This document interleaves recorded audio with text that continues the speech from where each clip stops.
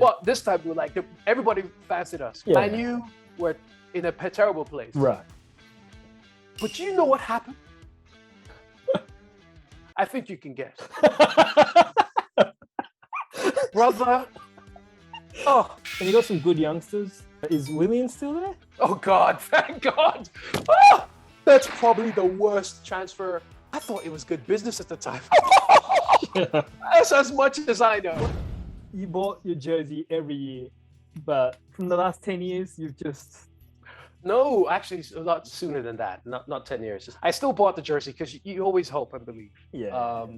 The reason I only have this jersey left is because I gave away a whole load because I was disenfranchised. I was just upset. As soon as I became a passionate about Arsenal, of course, success was a massive thing about that. Right. And every year we expected to win the league, period. Actually, that's what we expected. Yeah. We're that good. That's the standard, and that was the standard. And then it culminated in 2003, where we went the entire season, and I'll say it again, invincibles, where we did not lose a game. We didn't lose one game. We drew a whole load. So we didn't finish on like 100 points plus. We finished on 93, I think. 93 points or so, which is still our highest league finish since the Premier League era. It was incredible. And the style that you guys played. Oh, the style, the players. Yeah. The following season, we finished second, but we still won the FA Cup. Yeah. So, that was when Mourinho came, actually. After the Invincibles, Mourinho comes, wins it in his first try, which is pretty mean. You know, I'm very special. Hence that whole, I'm the special one. Yeah. Dribble. He's a specialist right now at the moment. Not exactly. Every year, the expectation was there. And Wenger being as good as Wenger was, we competed. Right. We didn't seem to be as competitive anymore because, of course, we're moving stadium. I think you remember this as well. And the investment meant that a lot of the investment wasn't going into the squad. Right. But then, we had to pay the interest on the actual stadium. Wenger did an incredible job where he went on for 15 years straight. Champions League guaranteed. It was like a given. Arsenal was in the Champions League. We're top 4 finish. It was a given. And then in his final year, it wasn't. Very sad because it sort of, tarnished what was an incredible achievement. As in, like, his legacy is always there. He's still the greatest manager we've ever had. Right. But there's that asterisk now. When he won that FA Cup, after that we had like 6 years no trophies, and he won that FA Cup. That's when he should have left. It was still top 4. Right. Champions League. Yeah. Gone. Because the year previously he'd failed, and look, I hate to say it, but he failed because Leicester were there for the taking.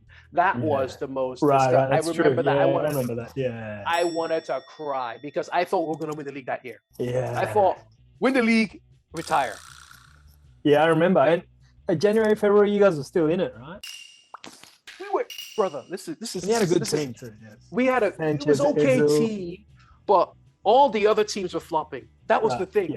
Every other team, Liverpool, Manchester, Chelsea, City, they were nowhere. Nobody was there. And then all of a sudden Leicester was going on. Yeah. And then we had gotten to second place. This is how we got it. I remember, this is so vivid in my mind. I was in the barbershop.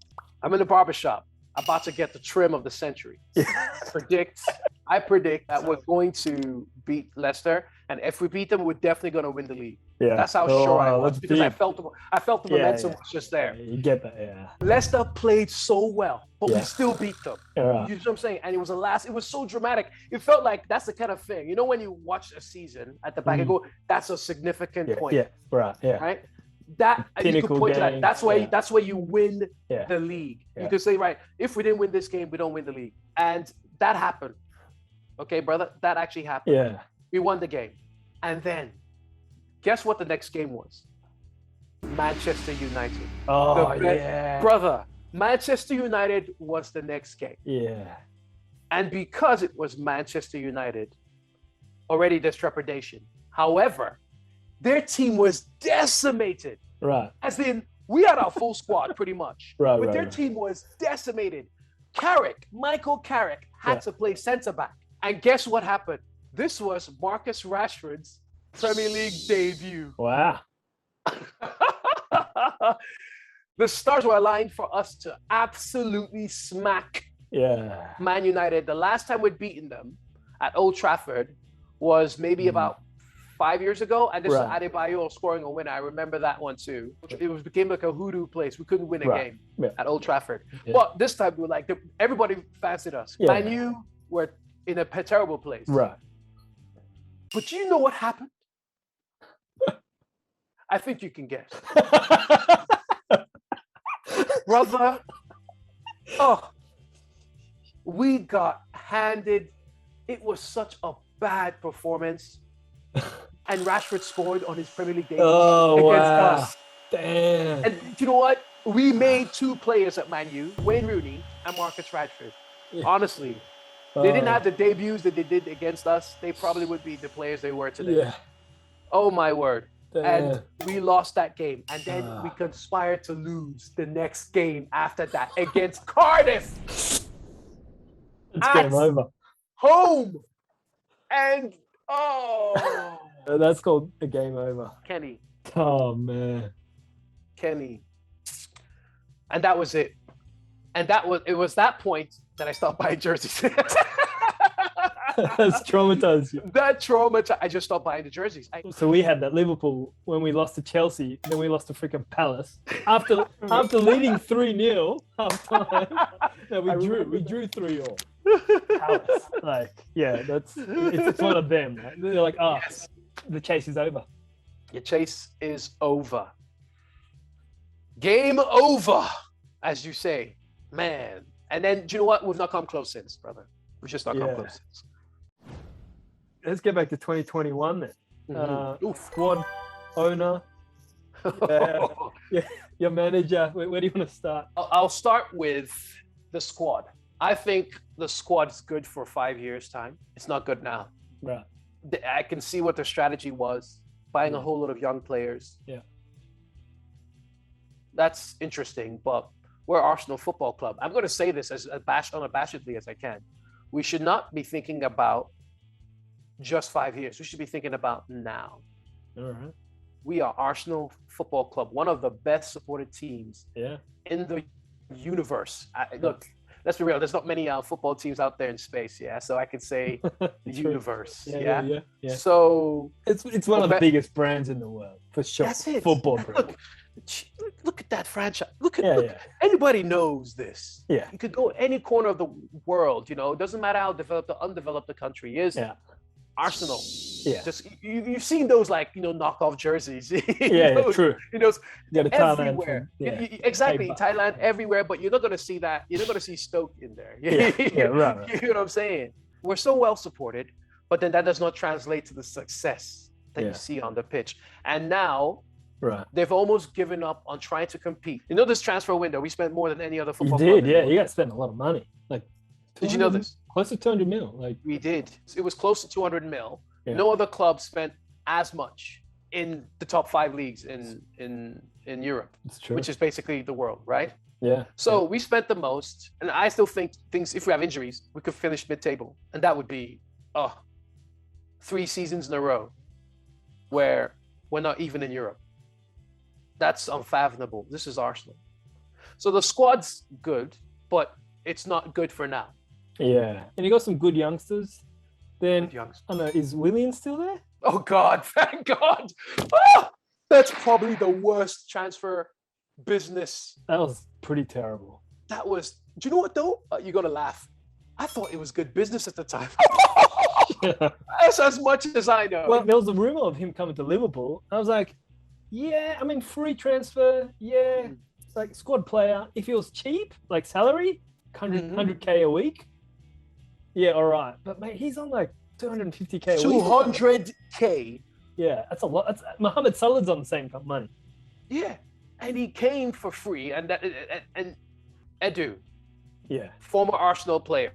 Yeah, he has this Brazilian connection. I guess Willian didn't want to leave London. Right. Yeah. Because let's be real. If he had greater ambition, if Liverpool was there for the shout, he'd have probably pushed for Liverpool. Right. Yeah. But he was thinking money. Yeah. He was thinking money and convenience. Yeah, London. He's still in London. He just crossed the road, and that was it. And then he played like that. Yeah. He was terrible. The first game he played, I thought, oh, decent. Yeah. After that, would you like to know how many goals he scored, by the way? Tell me. 1. And that was his last game. So ideally, you want to be more ambitious now, but the future is bright. The future should be bright. But then if they leave or they get injured, this is why you invest now. You know what you get now than what you potentially could get in the future. Like Smith Rowe, Saka. I mean, they're exciting players. Fantastic players. Love them. But isn't that sad state of things? 20-year-old and a 21-year-old are the bright sparks for Arsenal Football Club. True. It's true. But that's where you are now, really. That's wow. Thanks, man. You're so sweet. You're so sweet. I hate to say. Arigato. I mean, they're top talent as long as you can hold on to them.